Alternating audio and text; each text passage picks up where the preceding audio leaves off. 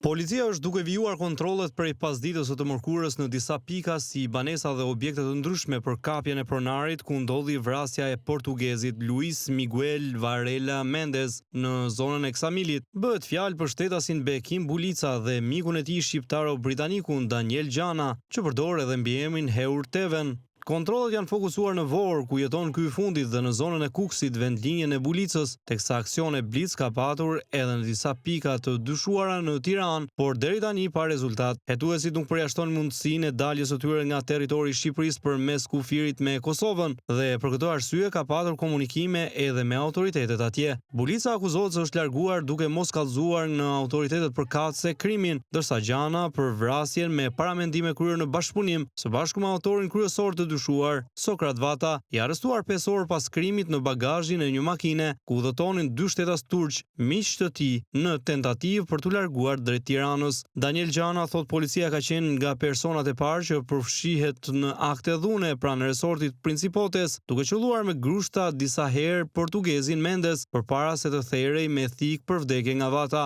Trupi i 20 vjeçarit i është nënshtruar ekspertizës përkatëse mjekoligjore, ku paraprakisht provohet se vdekja ka ardhur për shkak të dëmtimit të organeve jetike me mjetin prerës. Familjarët e të ndjerit janë interesuar për tërheqjen e trupit, por edhe hetimet e autoriteteve shqiptare, ndërsa policia ka patur vendosje komunikimesh me ambasadën portugeze në Rom dhe konsullatën e nderit në Tiranë. Të premten e 21 gusht pritet që paragjykatës së Sarandës të dalin 11 të arrestuar për ngjarjen, mes tyre Sokrat Vata, që njihet edhe me mbiemrin Lipa, 2 turqi që u arrestuan për përkraje të autorit të krimit, disa kamarierë të Principotes, si dhe 3 shtetas në uniform. Përkatësisht, Miosit Matusha, i polici kufirit Gjirokastër, që shërbente edhe si truproi në lokalin Principotes dhe që akuzohet për mos kallëzim krimi dhe mosmarrje masave për të ndërprerë gjendjen e paligjshmërisë. Luciano Seferi, punonjës i Burgut Fier, dhe Romeo Shehu, punonjës i policisë bashkiake Gjirokastër, që gjithashtu ndodheshin në lokal dhe dyshohet se shërbenin si truproi me pagesë dhe që nuk kryen veprime për të parandaluar ngjarjen apo njoftuar autoritetet pas ndodhjes së saj.